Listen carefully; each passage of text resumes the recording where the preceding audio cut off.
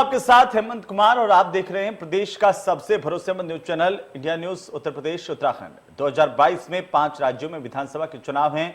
सभी सियासी पार्टियां चुनावी मैदान में हैं, लेकिन कांग्रेस में उठापटक का दौर जारी है।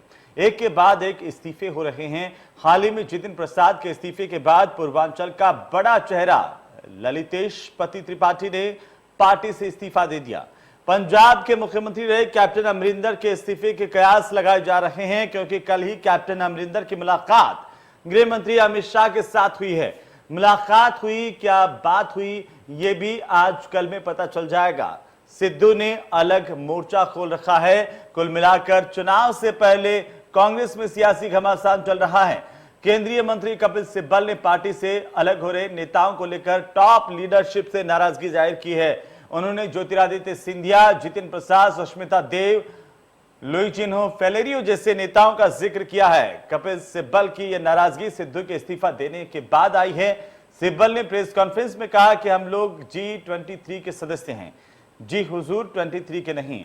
हम अपने मुद्दे लगातार उठाते रहेंगे। बीते कई दिनों से पार्टी हाईकमान से नाराज चल रहे दिग्गज नेता मनीष तिवारी ने कन्हैया के कांग्रेस ज्वाइन करने पर नाराजगी जाहिर की है। यानी कि कांग्रेस में जो कलह जारी है वो खुल करके अब सामने आ रही है, और ऐसे में बड़ा सवाल इस बात को लेकर के कि कैसे खत्म होगी कांग्रेस के भीतर की अंतर कलह। कांग्रेस में कलह का आखिरकार क्या नतीजा निकलेगा, क्या सुलह हो पाएगी।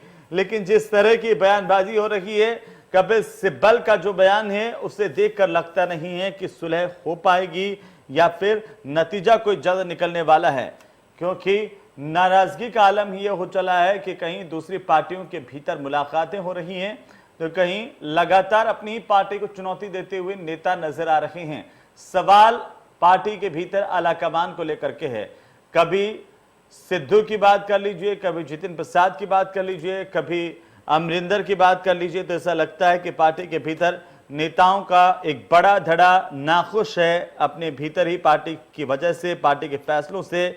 आखिरकार इसे किस तरीके से देखा जाए, क्यों इस तरह की स्थितियां पार्टी के भीतर आ रही हैं, और कांग्रेस में क्या ये एक बड़े अंतरकलह की घंटी है, ये सबसे बड़ा सवाल है।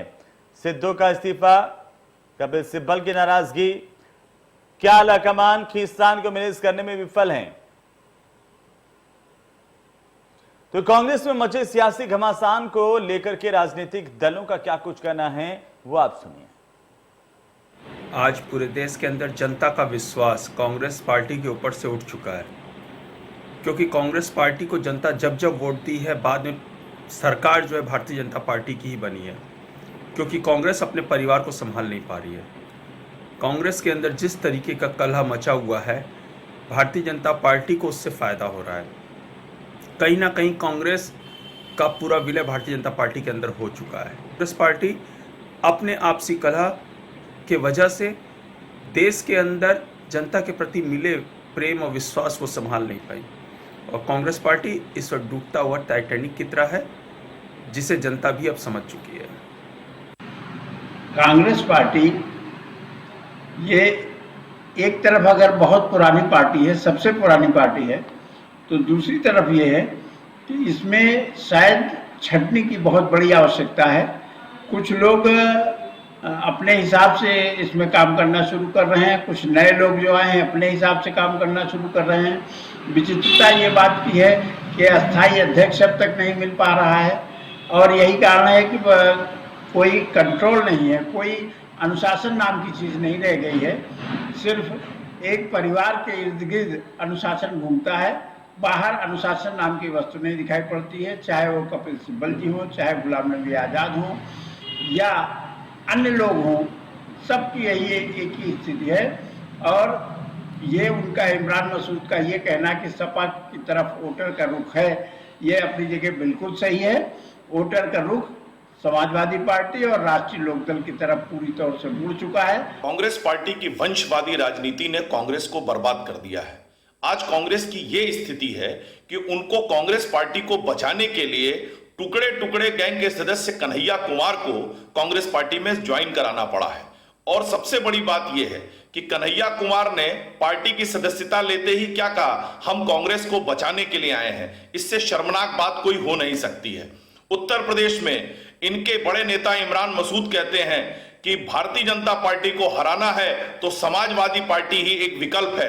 ये उत्तर प्रदेश में इनकी वास्तविक स्थिति है जो ये बताती है कि उत्तर प्रदेश में कांग्रेस कहीं भी नहीं है।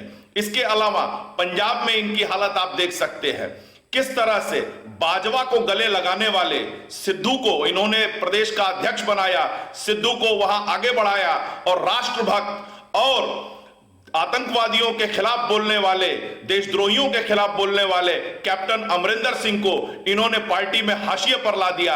यही इस पार्टी की सोच है, यही इस पार्टी की परंपरा है। गुलाम नबी आजाद जैसे तमाम G23 के जो नेता हैं, जो पार्टी में लोकतंत्र बहाली की बात करते हैं, जो पार्टी में लोकतंत्र स्थापित करने की बात करते हैं, ऐसे नेताओं को इस पार्टी में हाशिए पर ढकेल दिया जाता है। इतनी घृणा करते हैं बीजेपी के लोग और आरएसएस के लोग दलितों से कि कैसे एक दलित मुख्यमंत्री बन गया, उसको लेकर सारी साजिशें आरएसएस और बीजेपी कर रहा है। और दूसरी तरफ ये अपना दिखावा करते हैं, ये इनका चाल चरित्र और चेहरा है। उत्तर प्रदेश में कांग्रेस पार्टी श्रीमती प्रियंका गांधी जी के नेतृत्व में पूरी मजबूती से 403 विधानसभा सीटों पर लड़ेगी। उत्तर प्रदेश के नौजवानों, किसानों और महिलाओं के मुद्दों पर सबसे ज्यादा अगर कोई विपक्ष के रूप में मुखर रहा है, कांग्रेस पार्टी रही। इस देश को कैसे बचाया जाए, कांग्रेस पार्टी उसकी लड़ाई लड़ रही, श्री राहुल गांधी जी उसकी लड़ाई लड़ रहे। तो आखिरकार कांग्रेस के भीतर इतनी अंतर्कलह क्यों है? क्या आला कमान जो है वो पार्टी को संभाल नहीं पा रहे हैं या वजह कुछ और है? इसी पर आज हम चर्चा करेंगे। हमारे साथ उत्तर प्रदेश का सबसे बड़ा पैनल मौजूद है। आपको बता दें कि वरुण शंकर शुक्ला हमारे साथ हैं, समाजवादी पार्टी के प्रवक्ता, जैनेंद्र आर्कवंशी प्रवक्ता हैं, एसबीएसपी के हमारे साथ मौजूद हैं, काजी इमरान लतीफ हमारे साथ जुड़ चुके हैं, आम आदमी पार्टी के प्रवक्ता हैं, राघवेंद्र सिंह प्रवक्ता है भारतीय जनता पार्टी के, और अजेंद्र चौबे हमारे साथ हैं, प्रवक्ता है कांग्रेस पार्टी के। आप सभी का बहुत बहुत स्वागत है। और सबसे पहले अजय चंद्र चौबे साहब, आप इसे हम शुरुआत करना चाहते हैं कि आखिरकार वजह क्या है? क्या आला कमान जो है वो संभाल नहीं पा रहे हैं पार्टी को? इतने सारे सवाल उठ रहे हैं और जो जा रहे हैं वो कह रहे हैं कि उसूलों में आंच आए तो टकराना जरूरी है, और हर कोई जाकर के बीजेपी में दिखाई देता है। वजह क्या है?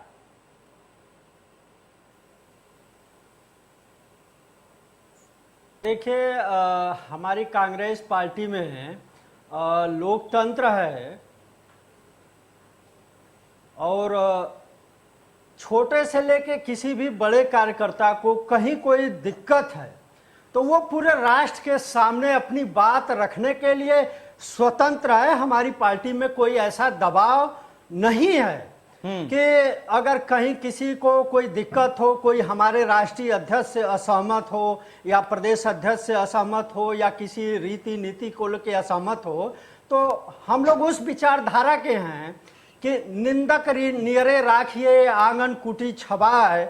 हम उस विचारधारा के, तानाशाही विचारधारा के नहीं है। लेकिन छोड़ के तो जो जा रहे हैं वो कह रहे हैं कि हमारे विचारों को कोई सुनने वाला नहीं है, हम प्रकट कहां पर करें? पार्टी हाईकमान सुनता नहीं है। जो कभी हमारे खिलाफ बोलेगा उस पे हम पोटा लगा देंगे। लेकिन चौबे जी आप जो कह रहे हैं, चौबे जी आप जो कह रहे हैं पार्टी के भीतर, तो उसका उल्टा नजर आ रहा है। कभी सिद्धू बाहर आकर के कहते हैं कि उनका अपमान हो रहा है, उनकी सुनवाई नहीं हो रही है। कभी जितिन प्रसाद बाहर आकर के कहते हैं, ज्योतिरादित्य सिंधिया को तो आपने देखा ही था, उन्होंने भी यही कहा कि उनका अपमान हुआ। अमरिंदर सिंह ने कहा कि उनका अपमान हुआ, उनकी सुनवाई नहीं हो रही। ये कैसा लोकतंत्र है सर?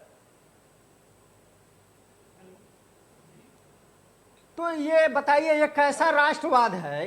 भारतीय जनता पार्टी से आप पूछिएगा ये कैसा राष्ट्रवाद है कि जिस ज्योतिरादित्य सिंधिया जी को वो देशद्रोही कहते थे, उनको अपने पार्टी में ले गए, उनका स्वागत किया, हाथों हाथ लिया, और जिस जितिन प्रसाद जी को वो कह रहे थे कि उनमें कुछ भी नहीं है, अब उनको ले जाके नेता बना रहे हैं। और नेता तो हमने बनाया, सेंट्रल मिनिस्टर बनाया था।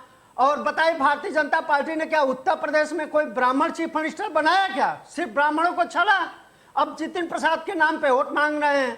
3 महीना में ऐसा वो क्या कर देंगे? क्या भारतीय जनता पार्टी के कोई नेता लोकतंत्र ने जितिन प्रसाद को जाने क्यों दिया? के मुद्दों पे एक भी बात कर पाए? आपने उस बात का जवाब नहीं दिया चौबे साहब। अगर इतना बड़ा लोकतंत्र है, अगर सबकी सुनवाई हो रही है, अगर सबकी सुनवाई हो रही है, तो लोग छोड़कर जा क्यों रहे हैं? क्योंकि देखिए पिछले 5 सालों में 1500 से ज्यादा बड़े नेता आपके वो कांग्रेस के छोड़ करके भारतीय जनता पार्टी में ही चले गए हैं। ऐसा लगता है कि बीजेपी ही कांग्रेस है।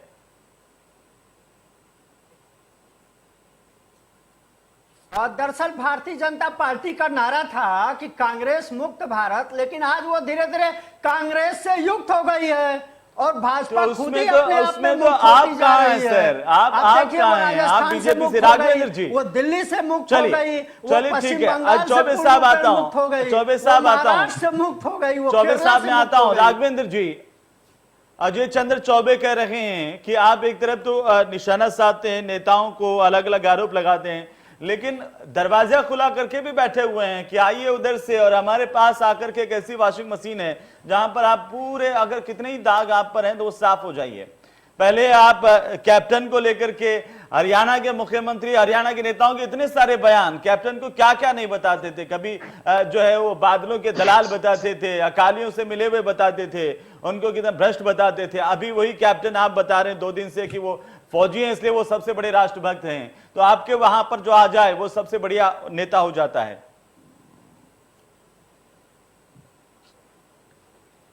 राघवेंद्र जी,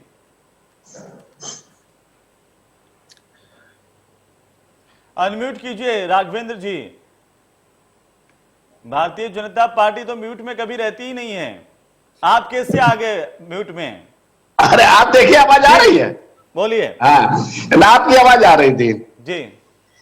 हेमंत जी, मैं चौबे जी की समस्या समझता हूं। विचारों के बाद बोलने के लिए कुछ है नहीं, इसलिए अनर्गल बातें करते हैं। विषय यह है भारतीय जनता पार्टी में अन्य दलों से नेता कार्यकर्ता क्यों आ रहे हैं। सीधे से जवाब है हेमंत जी, भारतीय जनता पार्टी वर्तमान में सबसे ज्यादा विश्वसनीय पार्टी है जी। राष्ट्रवाद को लेकर के चलने वाली है, सबका साथ सबका विकास सबका विश्वास नारे को तथाकथित बिल्कुल हूबहू उतारने वाले राजनीतिक दल है। हमारी पार्टी जो है, जो व्यक्ति हमारी पार्टी में हमारी विचारधारा को समर्थन करता है, हमारी विचारधारा को समझता है, पंडित दीनदयाल अटल बिहारी वाजपेयी के एकात्म मानववाद को समझता है, समाज के अंतिम पायदान के व्यक्ति जो खड़ा है उसको सरकारी लाभ या समाज हित की योजनाएं पहुंचने की बातें जो हम लोग कहते हैं उस पर विश्वास करता है, तो उसको हम लोग गले लगा लेते हैं।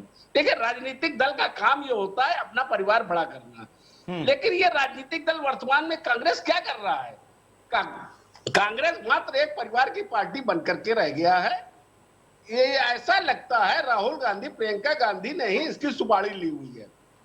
बड़े बड़े नेता या तो पार्टी को छोड़ करके जा रहे हैं या तो उनको अपमानित करके निकाला जा रहा है। भाई ये बताइए, भारतीय जनता पार्टी अगर किसी विश्वसनीय व्यक्ति को, किसी व्यक्ति को अपने आप में स्वीकार करती है, गले लगाती है, तो उसमें भारतीय जनता पार्टी का दोष क्या है? राजनीतिक दल का काम होता है कि हम अपना परिवार बड़ा करें। विश्व की राजनीतिक पार्टी भारतीय जनता पार्टी ऐसे ही नहीं बनी है। हम लोग एक एक कदम आगे चलकर आज यहाँ कर पड़े हैं। और कांग्रेस पार्टी सबसे खराब पार्टी आज क्यों बनी हुई है, जगहसाई उसकी क्यों हो रही है, ये कांग्रेस को अपना चिंतन करना चाहिए। बड़े बड़े नेता कहते हैं बिना कांग्रेस की आज पार्टी चल रही है, तो ये निर्णय कौन ले रहा है? पूरा देश देखता है, पूरा समाज देखता है कांग्रेस पार्टी कहां से चल रही है, उसकी क्या गतिविधियां हैं। अच्छा ये बताइए, जो कुछ लोग पार्टी छोड़ करके जा रहे हैं, कुछ कांग्रेस के वरिष्ठ नेता कांग्रेस पर टिप्पणी कर रहे हैं, जिग्नेश मेवाड़ी, कन्हैया कुमार जैसे लोग शामिल हो रहे हैं, इनमें योग्यता क्या है? कन्हैया कुमार के ऊपर राष्ट्रद्रोह का मुकदमा चल रहा है। पूरी दुनिया ने देखा, देश के खिलाफ नारे लगाने पर और अफजल गुरु के समर्थन में इसने नारे लगाए थे। निश्चित रूप से कांग्रेस पार्टी जो है अपने पैर में कुल्हाड़ी मारने का काम कर रही है। कांग्रेस पार्टी का यह आंतरिक मामला भी है, ये अपना क्या करते हैं, कैसे करते हैं, क्या करते हैं, ये अपना जाने। लेकिन एक राष्ट्रीय पार्टी की ये दुर्गति हो जाए, ये इतनी जल्दी हो जाए, ये जो है बहुत सोचनीय विषय है। बिल्कुल राघवेंद्र जी, मैं आता हूं इस पर आपके पास में। आप कह रहे हैं कि एक राष्ट्रीय पार्टी जिसकी पूरी तरह से दुर्गति हो गई है। काजी इमरान लतीफ साहब, क्या कैसे आप इसे देख पा रहे हैं कि एक राष्ट्रीय पार्टी और उसकी हालत ये हो गई है कि रोजाना कोई ना कोई बड़ा नेता छोड़ करके उसकी पार्टी से बाहर जा रहा है, अलग अलग तरह की टिप्पणियां हैं। देखिए, जब कोई पार्टी, कोई संगठन जब कमजोर होता है और जब वो अपना वजूद समाप्त होने की तरफ बढ़ता है तो उसमें इसी तरह की स्थितियां जन्म लेती हैं।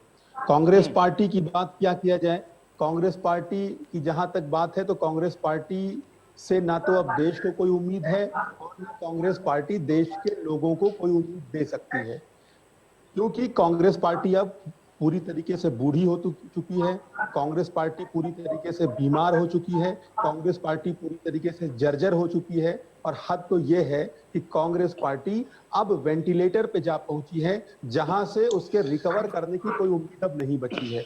और इसके पीछे कारण है, कांग्रेस के पास अब कोई नेतृत्व नहीं है, चाहे बात राष्ट्रीय स्तर पे करें, कितना समय कभी राष्ट्रीय अध्यक्ष उनका नहीं मिल रहा है जिनकी पार्टी को चला ले, जिसके कारण आप देख रहे हैं कि वहां आंतरिक लोकतंत्र समाप्त हो गया है, वहां पर अनुशासन समाप्त हो गया है, कोई किसी को कुछ भी बोल दे रहा है। इस तरह के बिल्कुल जैसे किसी भी प्रकार का कोई ना तो वहां अनुशासन दिख रहा है ना लोकतंत्र दिख रहा है। दूसरी जो सबसे बड़ी बात है कि कांग्रेस पार्टी पर जहां देश की जनता ने विश्वास भी किया, वहां भी कांग्रेस पार्टी ने अपने विधायकों को, अपने सांसदों को, अपने नेताओं को भारतीय जनता पार्टी के हाथ बेचने का काम कर दिया। तो कांग्रेस पार्टी इतनी कमजोर हो चुकी है, इतनी बूढ़ी हो चुकी है, इतनी जर्जर हो चुकी है कि वो अपने नेताओं को नहीं बचा पा रही है, अपने विधायकों को नहीं बचा पा रही है, अपने सांसदों को नहीं बचा पा रही है। हद तो ये है कि अगर जनता उनको सरकार बनाने तक का मैंडेट दे दे तब भी कांग्रेस अपनी सरकार नहीं बचा पा रही है। तो जो पार्टी इतनी कमजोर हो गई हो, इतनी जर्जर हो गई हो, इतनी बूढ़ी हो गई हो, उससे ना तो जनता को कोई उम्मीद हो सकती है और ना उस पार्टी के अंदर स्वयं इतना आत्मविश्वास हो सकता है कि वो आगे बढ़ सके। जहां तक रही बात उत्तर प्रदेश की, उत्तर प्रदेश में भी हम देख रहे हैं कि लगातार कलह मचा हुआ है, एक के बाद एक, चाहे प्रसाद जी की बात कर लें, उत्तर प्रदेश का जिनको प्रभारी बनाया गया था ज्योतिरादित्य सिंधिया जी, वो खुद पार्टी छोड़कर चले गए। जिनके चेहरे पर उत्तर प्रदेश की राजनीति करनी थी, जितिन प्रसाद जी, वो भारतीय जनता पार्टी में चले गए। अभी जो पूर्वांचल का एक बड़ा चेहरा ललतेश मणि त्रिपाठी, जो बड़ा चेहरा थे पूर्वांचल का, वो पार्टी छोड़कर चले गए। कुल मिलाकर कांग्रेस पार्टी में एक बड़ा खालीपन आ रहा है, कांग्रेस पार्टी सुनसान होती जा रही है, वीरान होती जा रही है। अब कांग्रेस पार्टी न तो उत्तर प्रदेश, लतीफ साहब चौबे जी कह रहे हैं कि उनके यहाँ पर इतना बड़ा लोकतंत्र है पार्टी के भीतर का कि हर कोई कुछ भी कहे जा रहा है, वो सबकी सुनवाई होती है और वो जाके राष्ट्र के साथ अपनी परेशानियां जो है वो साझा कर सकते हैं। बाकी दूसरी पार्टियों में ये नहीं है। मैं आता हूं खैर आपके पास, लेकिन जैनेंद्र आर्कवंशी जी आपकी टिप्पणी क्या है? कांग्रेस में घमासान मचा हुआ है, एक के बाद एक नेता पार्टी छोड़ करके जा रहे हैं। हेमंत भाई, मेरा ये मानना है कि ये कांग्रेस का आंतरिक मामला है जी, और जो लोग कांग्रेस छोड़ के जा रहे हैं तो वो विचारधारा की राजनीति नहीं कर रहे हैं, वो जिन लोगों से जुड़े हुए हैं, जो जनता जिस वजह से उनको एमपी एमएलए या जनता के बीच में वो जा रहे थे, जिस विचारधारा को लेके, उसे त्याग के दूसरी विचारधारा को अपना रहे हैं। तो यहाँ पे मुद्दा ये नहीं है कि पार्टी छोड़ के कोई जा रहा है, यहाँ पे मुद्दा ये है कि जो लोग अपनी विचारधारा को ही त्याग के दूसरी विचारधारा अपना रहे हैं, ऐसे लोगों का भरोसा किया जा सकता है क्या या नहीं। दूसरी चीज, जैसे अभी हमारे राघवेंद्र भाई कह रहे थे कि अमरिंदर सिंह जी बहुत राष्ट्रवादी नेता हैं, क्योंकि वो सेना की बात करते हैं, बॉर्डर की बात करते हैं, और सिद्धू जो है वो बिल्कुल मतलब राष्ट्रद्रोही नेता हैं, क्योंकि इमरान खान को गले लगाते हैं, बाजवा को गले लगाते हैं। लेकिन ये नहीं बताते हैं कि जो जनरल रानी थी, उनकी लड़की जो आरुषा है, वो क्या करती हैं बार बार आके इनके अमरिंदर सिंह जी के यहाँ पर उनके निवास स्थान पर निवास करती हैं, वो क्या करती हैं? अगर आपको ना मालूम हो तो मैं बता दूं, आरुषा जो है वो पाकिस्तान में डिफेंस में बहुत बड़ी रिपोर्टर है, और उनकी रिपोर्टिंग पे एक जनरल साहब हैं पूर्व के पाकिस्तान के, उनकी नौकरी भी जा चुकी है। और एक डिफेंस की इतनी बड़ी पत्रकार वो जनरल हमारे कैप्टन साहब अमरिंदर साहब के यहाँ आके ठहरती है, और क्या मतलब ये रिश्ता कहलाता है कि अगर नहीं पता है लोगों को तो हाँ उनको राष्ट्र बीजेपी तो कह रही है कि वो बीजेपी तो कल से कह रही है कि अमरिंदर सिंह बहुत बड़े राष्ट्रवादी हैं। हाँ, बीजेपी कहेगी, क्योंकि अब बीजेपी के पाले में आने को तैयार हो गए। लेकिन बीजेपी ये नहीं बताएगी कि जो मुकुल राय जी हैं या बाबुल सुप्रियो हैं वो क्यों छोड़ गए, या उस पर कोई चर्चा नहीं होती है कि केंद्र में इतने बड़े बहुमत के साथ सत्ता में आई हुई पार्टी को छोड़ के एक प्रादेशिक राज्य की पार्टी में वो चले गए। हालांकि जो टीएमसी है वो राष्ट्रीय पार्टी है, 6 राष्ट्रीय पार्टियां हैं इस समय देश में, उनमें से टीएमसी भी है, लेकिन जो उसका पूरा जनाधार है वो केवल अभी वेस्ट बंगाल में है।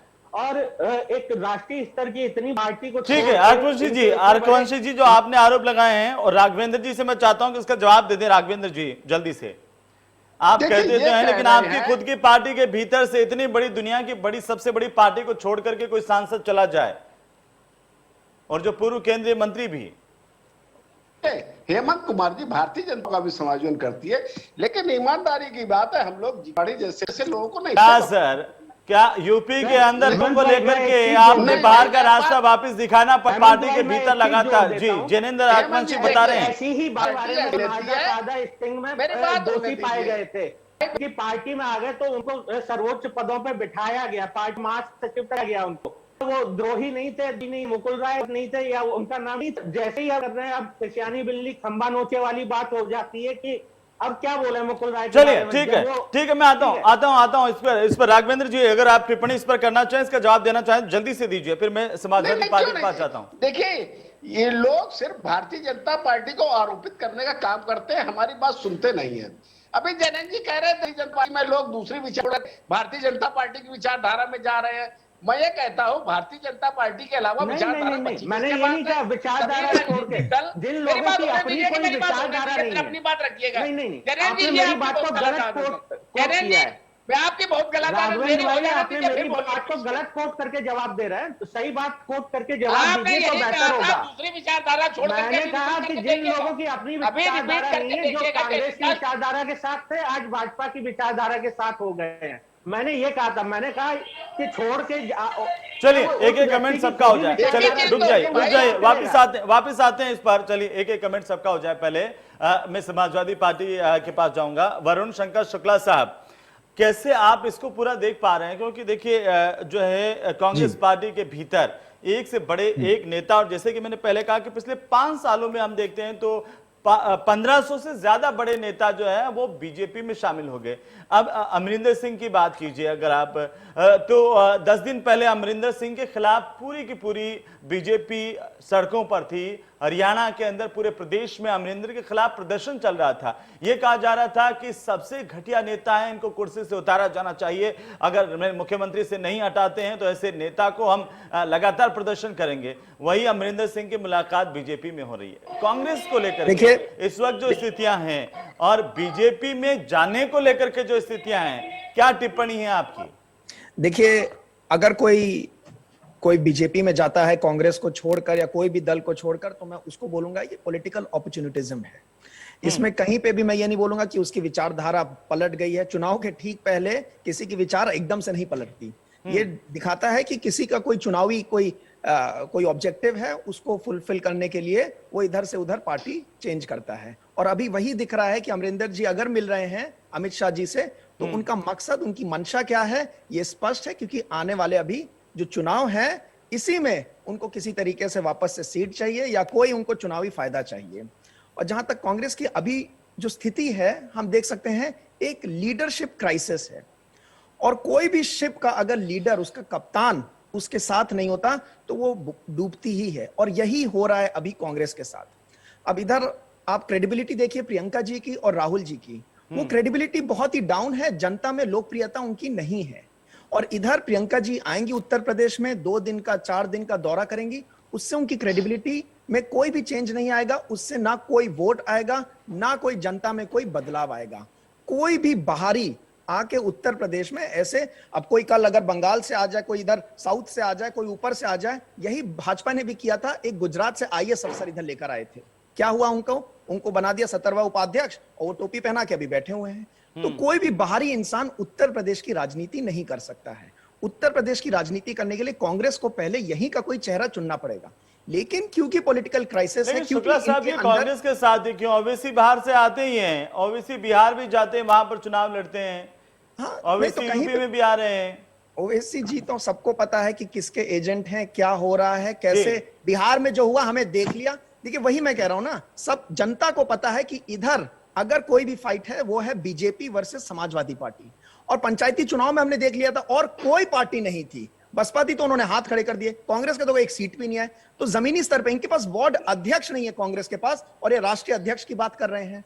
तो ग्राउंड रियलिटी जो है कि ये साफ हो चुकी है। कांग्रेस उत्तर प्रदेश में कहीं नामो निशान नहीं है, और जो भाजपा है आने वाले समय में ग्राउंड पर इंसान त्रस्त है। 2017 में इनको बहुत वोट मिला था, लेकिन अभी ग्राउंड रियलिटी यह है कि जनता खुश नहीं है, वो त्रस्त है, और इसीलिए समाजवादी को ही वो आगे विकल्प के तौर पे देख रही है। आगे वो देख रही है कि समाजवादी पार्टी ही आएगी। जी शुक्ला जी, चलिए ठीक है। एक छोटी अंतर्कलह मची हुई है और अंतर्कलह का क्या कोई सुलह होती हुई नजर आ रही है? आगे कांग्रेस का भविष्य क्या होगा, तमाम मसलों को लेकर के आज हम बात कर रहे हैं। हमारे साथ तमाम मेहमान मौजूद हैं और एक बार फिर से चौबे साहब आपके पास आता हुआ, क्योंकि सबकी बात आपने सुनी और सवाल इस बात को लेकर के कि देखिए कपिल सिब्बल जो आपके वरिष्ठ नेता हैं वो भी ये कहते हुए नजर आ रहे हैं कि हम तो कितने समय से कह रहे हैं कि कांग्रेस पार्टी के भीतर कोई कप्तान ही नहीं है, चुनाव कप्तान जिसकी जरूरत है। तमाम दूसरी विपक्षी पार्टियां भी कह रही हैं कि आपकी पार्टी बिना कैप्टन का जहाज है, और अब जो कैप्टन था पंजाब में वो बीजेपी की तरफ जाता हुआ दिखाई दे रहा है।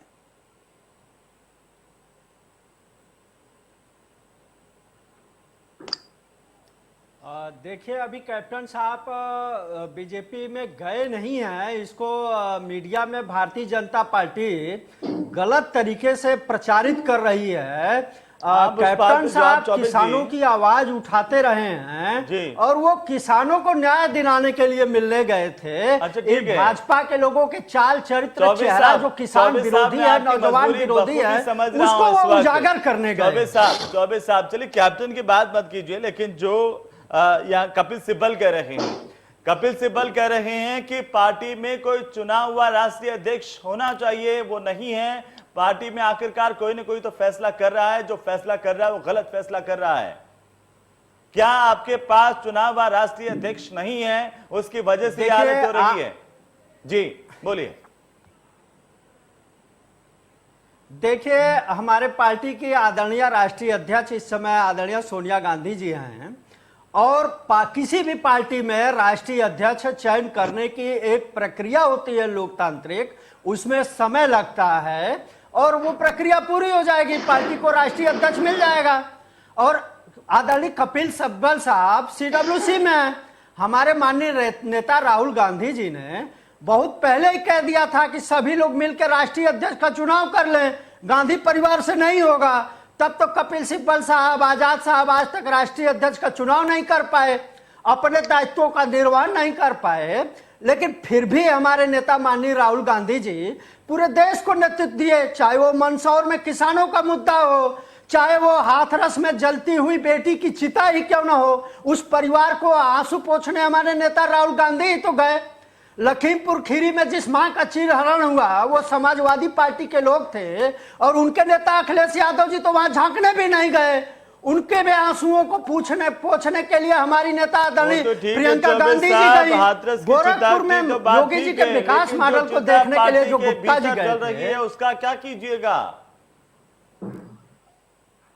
मैं तो ये कह रहा हूं कि रोजाना कोई पार्टी के भीतर क्या ये लोकतंत्र है? अगर वो मांग कर रहे हैं नहीं, अगर वो CWC की मीटिंग की बुलाने की मांग कर रहे हैं तो इसमें उन्होंने कौन सा पहाड़ ढा दिया? सोनिया जी राहुल जी के खिलाफ तो नहीं कुछ बोला ना, ये हमारे पार्टी का आंतरिक मामला है। वहां तो नितिन गडकरी जी बीजेपी में कहे थे कि इस हिंदुस्तान में एक आदमी, हिंदुस्तान के हर आदमी के लिए समस्या है। तो बताइए भारतीय जनता पार्टी में क्या ठीक चल रहा है? नागपुर के पूर्व सांसद जो भाजपा में होते थे, प्रधानमंत्री जी की आलोचना करते हुए कि वहां लोकतंत्र नहीं है और किसानों के खिलाफ भारतीय जनता पार्टी है, वो हमारे कांग्रेस पार्टी में आ गए हमारी विचारधारा से प्रभावित होके। तो उस पर हंगामा क्यों नहीं है? आदरणीय नसमुद्दीन सिद्दीकी जी उत्तर प्रदेश में हमारे यहाँ मीडिया के चेयरमैन हैं, हमारी पार्टी की विचारधारा से प्रभावित होकर आ गए। रह गई बात, भारतीय जनता पार्टी के प्रवक्ता महोदय जी कह रहे थे, कन्हैया कुमार पे क्वेश्चन उठा रहे थे, लेकिन इंटेलिजेंस जांच ने तो इनकी सरकार में कन्हैया कुमार को नीट एंड क्लीन कर दिया। कि नहीं वो जो नारा लगाने वाले लोग थे भारत तेरे टुकड़े होंगे अनेक, वो एबीवीपी के लोग थे जो कन्हैया कुमार के पीछे खड़े होके और देश को विखंडित और राष्ट्र को तोड़ने की बात कर रहे थे। ये लोग देशद्रोही नहीं तो ये इनको देशभक्त कैसे कहा जा सकता है? इनके प्रधानमंत्री पाकिस्तान में जाके बिरयानी खाते हैं, ये कौन सा राष्ट्रवाद है? पठानकोट में हमला होता है, सीआरपीएफ के जवानों को ये हेलीकॉप्टर नहीं दे पाते हैं जवान बचाने के लिए, जवानों की जान बचाने के लिए। ये कौन से विकास की बात करते हैं? उन सीआरपीएफ के जवानों के मौत पे जब देश करुण क्रंदन कर रहा होता है, ये उनके नाम पे वोट मांग के सरकार बनाते हैं और सरकार बनाने के बाद उनके विधवा उनके बच्चों की को बताइए कि आपके पास कौन सी वॉशिंग मशीन है जो कितना ही दागी नेता भारतीय जनता पार्टी में आते ही दूध का धुला बिल्कुल साफ नजर आता है। श्वेत साहब बिल्कुल देखिए, भारतीय जनता पार्टी एक राष्ट्रवादी राजनीतिक दल है। मैं दावे से कह सकता हूं जितने प्रवक्ता महोदय बैठे हैं, आम आदमी पार्टी, कांग्रेस पार्टी या जितने भी लोग हैं, मैं विषय गिनाना चाहता हूँ। भारतीय जनता पार्टी सीए के विषय में आप बोलते बोलते राष्ट्रवादी हैं। जैनेन्द्र जी, आप बोलते बोलते मेरे प्रश्नों का उत्तर दीजिए, मैं समझ जाऊंगा राष्ट्रवादी है। इसी में बड़े मुद्दों पे आप लोग बाय बाय करते हैं, सिर्फ नागरिक करते हैं, इसके अलावा कोई नहीं बात। अच्छा ये बताइए, आप जो है धारा 370 के विषय में आपकी क्या राय है? आप बताइए, आप बताइए। मैं आपके ऊपर नहीं कह रहा हूँ, मैं भारतीय जनता पार्टी राष्ट्रद्रोही है, राष्ट्रवादी अपने आप को कह रहा हूँ, आपको राष्ट्रद्रोही नहीं कह रहा हूँ। आप जिस महबूबा मुफ्ती जी को आप राष्ट्रद्रोही कहते थे तो उनके साथ सरकार क्यों बनाई? अपना अवलोकन करिए, आप क्या है, आप अपना अवलोकन करिए, आप क्या है, आप अपना अवलोकन करिए। आप ये बताइए, आप अपना अवलोकन करिए, मैं अपनी बात बता रहा हूँ। आप भी समझ बोलते हैं, लोकेंद्र जी बीच बोलना बंद करिए, लोकेंद्र जी आप बीच मत बोला करिए ज्यादा। आप जो है अपना पक्ष जब समय रखने देने पावे तब बोला करिए। जैनेन्द्र जी एक मिनट सुन लीजिए ना, राघवेंद्र जी की बात भी सुन लीजिए, राघवेंद्र जी की बात भी सुन लीजिए। आपने इतने आरोप लगाए तो जवाब तो देने दीजिए ना, सुन लीजिए। हेमंत जी, जैनेन्द्र जी मेरे बीच में बहुत बोलते हैं, नहीं पूरी बात आ जाती है, बात साफ हो जाती। मैं ये कह रहा हूँ, जैनेन्द्र जी मैं टोक दूंगा ना, मैं बैठा हूँ ना, आप शांत रहिए, बोलिए। मैं ये कह रहा हूँ, भारतीय जनता पार्टी एक राष्ट्रवादी राजनीतिक दल है। मैं दूसरों के लिए नहीं कह रहा हूँ राष्ट्रद्रोही, वो अपना अवलोकन करिए। मैं ये कह रहा हूँ, जितने राजनीतिक दल के प्रवक्ता बैठे हैं, ये धारा 370 के विषय में अपनी पार्टी लाइन स्पष्ट करें, 35A के विषय में अपनी पार्टी लाइन स्पष्ट करें, 3 तलाक के विषय में अपनी पार्टी लाइन स्पष्ट करें, राम जन्मभूमि में अपनी पार्टी लाइन स्पष्ट करें। इस तरीके से जितने भी बड़े विषय हैं, इनमें इनकी कोई पार्टी लाइन नहीं है। ये लोग सिर्फ छदम राजनीति करते हैं। आम आदमी पार्टी तो राघवेंद्र जी कहती है, आम आदमी पार्टी तो कहती है कि इनका बीजेपी का जो हिंदुत्व है वो नकली हिंदुत्व है। हम जो है वो वाकई असली राष्ट्रवादी लोग हैं। आम आदमी पार्टी का तो ये बयान होता है। राघवेंद्र जी देखिए ये कौन लोग हैं जो राष्ट्रवाद की बात कर रहे हैं?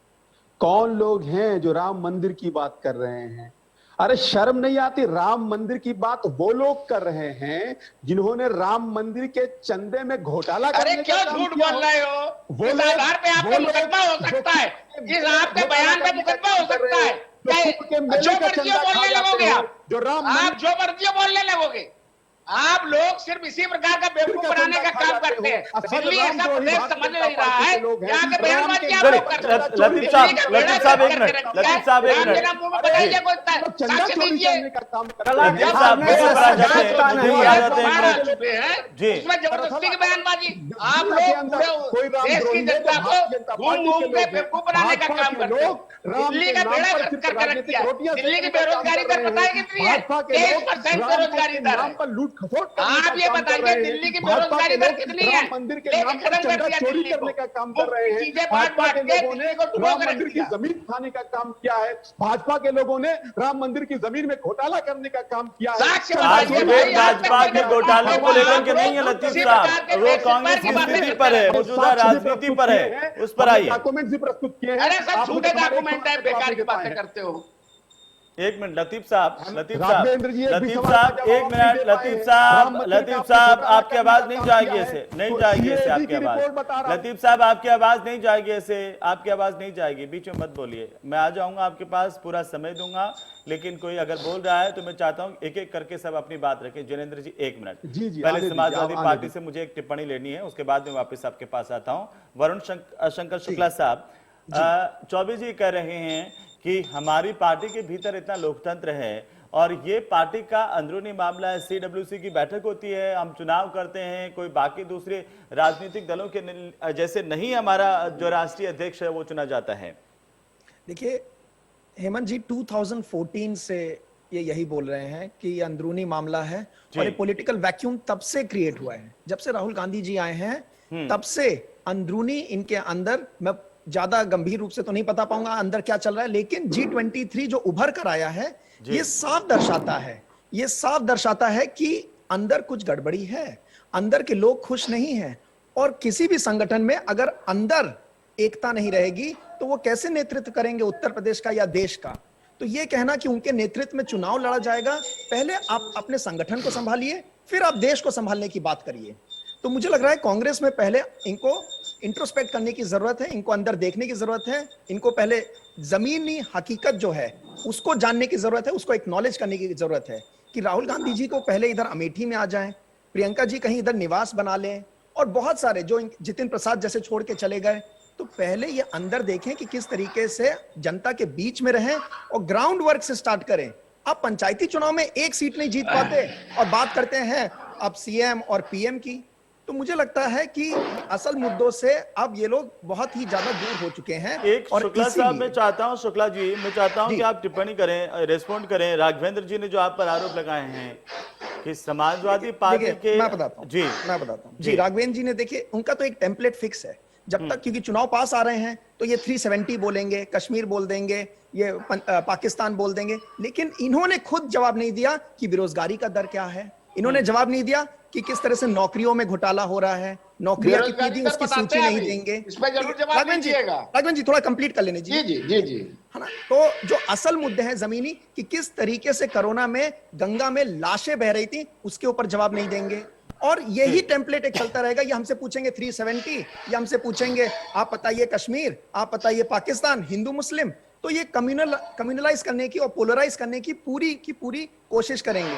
और यही हम योगी जी से भी देखते हैं। योगी जी से कोई सवाल पूछता है तो ये अब्बा जान बोल देंगे, ये बोल देंगे हम गाय का दूध पीते हैं, वो भैंस का दूध पीते हैं। ये लेकिन जमीनी हकीकत नहीं बताएंगे। इन्होंने अभी तक सूची नहीं दी और 4 लाख नौकरियां कहां पे गई, कौन सी 4 लाख नौकरी, 59,000 जो 69,000 जो इधर शिक्षक हैं जो अभी आंदोलन कर रहे हैं, उसके ऊपर कोई चर्चा नहीं करनी, फार्म लॉस के ऊपर कोई चर्चा नहीं करनी है। तो असल मुद्दों से भटकाने की पूरी कोशिश। ठीक है राघवेंद्र जी, जल्दी से रिस्पॉन्ड कीजिए, बिल्कुल संक्षेप में।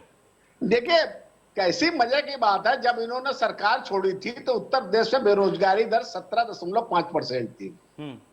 भारतीय जनता पार्टी की अगर ईमानदारी से देखा जाए तो 2.5 साल सरकार चली है। आप झूठ बोल रहे हैं, आप झूठ बोल रहे हैं। 17.5 वो गलत कहा गया, आप पता करिएगा। मैं बताता हूं। 17.5% आपकी बेरोजगारी दर थी। आज जो है हमारे उत्तर प्रदेश की बेरोजगारी दर मात्र 6% है। वो सर आप रोलिंग एवरेज की बात कर रहे हैं, मैं आपको बताता हूं। आप रोलिंग एवरेज की बात कर रहे हैं, जो होता है ना वो पर एक, सुन लीजिए, आप मेरी PMI का जो डेटा होता है वो एवरीडे कैलकुलेट हो रहा है। नहीं आप ये एवरीडे नहीं, आप पूरा इतना समय नहीं है। एवरीडे तो आप एक दिन इतना का समय नहीं, इस पर डिबेट नहीं कर पाऊंगा मैं इस पर किसी और दिन डिबेट कर लूंगा, इस पर किसी और दिन डिबेट करेंगे। जैनेंद्र जी एक गलत आंकड़े ना दीजिए राघवेंद्र जी। नहीं गलत नहीं, बिल्कुल सही आंकड़े हैं। जैनेंद्र जी जल्दी से राघवेंद्र जी एक शांत होइए। जैनेंद्र जी जल्दी से एक टिप्पणी कीजिए। हेमंत भाई देखिए, आपके चैनल के माध्यम से पूरे देश के जनता ने देख लिया कि जैसे ही राम मंदिर चंदे में घोटाले की बात आई, राम मंदिर जमीन खरीद में घोटाले की बात आई, तो इन्होंने राघवेंद्र भाई ने हमारे कैसे धमकी दे के चुप कराने की कोशिश की कि आप पर मुकदमा करवा दिया जाएगा। अपना मुकदमा करवाने की तुरंत धमकी दी। राघवेंद्र भाई सुन लीजिए, आप ही ने बोला ना कि मुकदमा जल्दी से, इतना समय नहीं है, इतना समय नहीं है जैनेंद्र भाई, मेरी संक्षेप में अपनी बात मेरी पूरी बात सुन लीजिए। राघवेंद्र भाई मेरी पूरी बात सुन लीजिए जी। नहीं सुन लिया मैंने आपकी बात। आप बिना साक्ष्यों प्रमाणों के बात मत किया करिए। नहीं, साक्ष्य प्रमाण तो अगर आप जांच बिठाते तो मिल जाते। साक्ष्य प्रमाण अगर जांच बिठाते तो मिल इसके जाते। ऊपर चलिए ठीक है, अब चलिए अब ज्यादा आप समय नहीं है। काम चलिए करिए। अजय चंद्र चौबे आखिरी आप आखिरी काम कमेंट, करिए। चौबे जी आखिरी आप कमेंट, अपने चौबे काम जी कर रहे हो। चौबे जी नहीं, आखिरी आप कमेंट, चौबे जी आखिरी कमेंट। ये देखिए ये पूरे भारत में नजर आ रहा है, उत्तर प्रदेश में भी ऐसा लग रहा है कि आपकी पार्टी के भीतर सब कुछ ठीक नहीं चल रहा। मौजूदा विधायक है, वो भी कभी भी छोड़ सकते हैं मसूद साहब, और साथ ही साथ लगातार प्रियंका गांधी वहां पर है तो सही, लेकिन 3 दिन तक प्रियंका गांधी वहां से बाहर नहीं निकल पाई, पार्टी दफ्तर तक नहीं आ पाई। राष्ट्रीय अध्यक्ष जैनेन्द्र जी ओम मुकदमा प्रकाश कायम बाजपेयी कराइए, के मैं भी संपर्क आपके में साथ हूं। नहीं बोल रहे, उनकी आवाज नहीं जा रही है, कांग्रेस नहीं जा रही, राघवेंद्र जी उनकी आवाज नहीं जा रही। समाजवादी पार्टी नहीं हरा। चलिए मैं माफी चाहता हूं कि अब समय नहीं है, और बहुत बहुत शुक्रिया आप सभी का हमारे साथ जुड़ने के लिए, चर्चा में शामिल होने के लिए। कुल मिलाकर के कांग्रेस के भीतर जो स्थितियां चल रही हैं वो कांग्रेस को भी नहीं समझ में आ रहा कि हो क्या रहा है, आखिरकार हालात कब तक सुधर पाएंगे कांग्रेस पार्टी के भीतर, इसे लेकर के पार्टी के भीतर इतने सवाल हैं कि वो समझ में ही नहीं आ रहा कि कौन किस तरीके से बात कर रहा है। लेकिन ये उम्मीद पार्टी को जरूर है कि आगे आने वाले दिनों में शायद कुछ बदलाव हो पाए। नमस्कार।